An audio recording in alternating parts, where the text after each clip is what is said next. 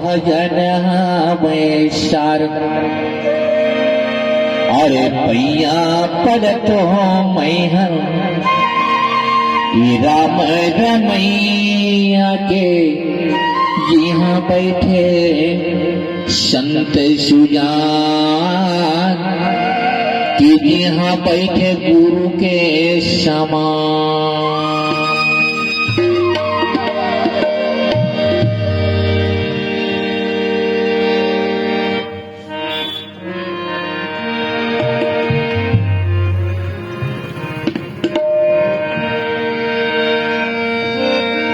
बटकी में बासी चुटकी मानन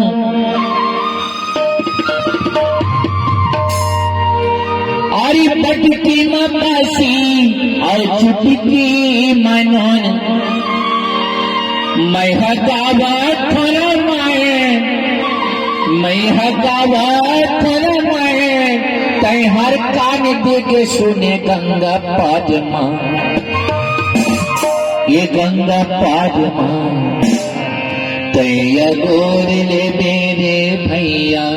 जाए के मेरा गंगा पादमा तैया गोर ले मेरे संगी जाए के मेरा गंगा पादमा। बटकी मबासी और चुटकी मानो बटकी मबासी और चुटकी मानो मैं हगावा थरमान तय हर कान देख सुने गंगा पादमा तय गोद ले मेरे भैया जाए के मेरा गंगा पादमा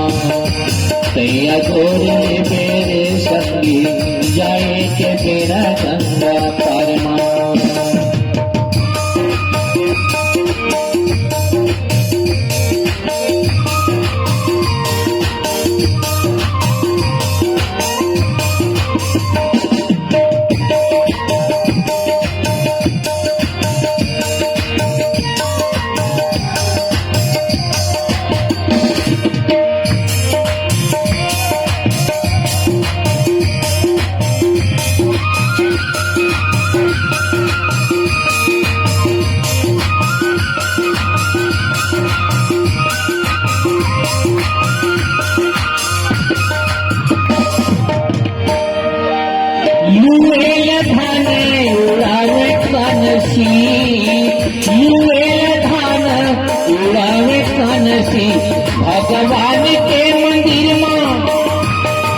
भगवान के मंदिर में दादा थे बनसीगा गंगा पादमा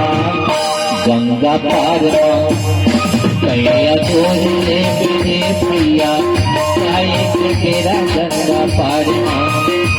कैया गोर ले मेरे संगी जाए के मेरा गंगा पादमा।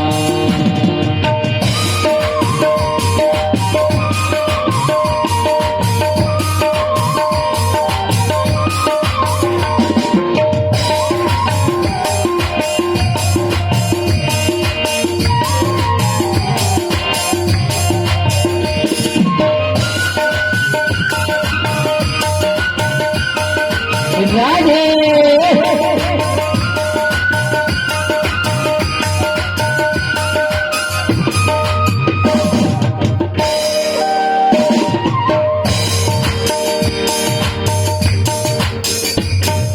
अरे सुने मारवासी लागे गुने मारवासी लागे सुने मारवासी लागे गुने मारवासी लगे प्रतिव्रत नारी लटावन घर से निकाले प्रतिव्रत नारी लटावन घर से निकाले सुने मारवासी लगे गुने मारवासी लगे सुने मारवासी लगे गुने मारवासी स्त्रिया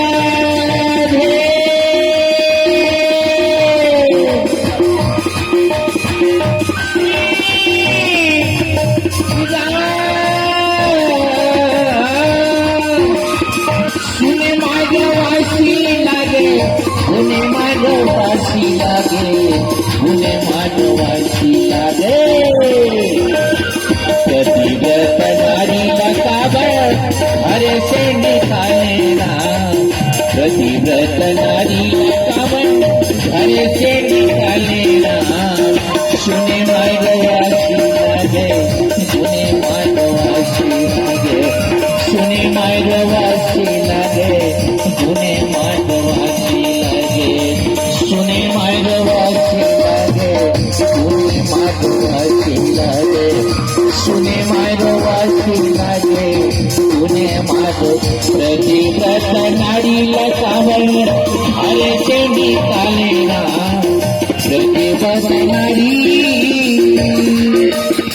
प्रतिव्रत नारीला कावड हरे से निकाले राम सुने माधवाशी लागे गुणे माधवाशी लागे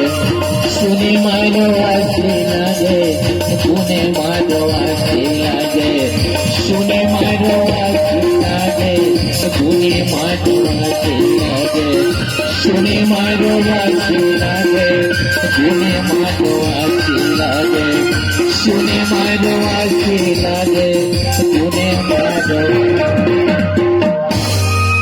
बोलिए भक्त भगवान की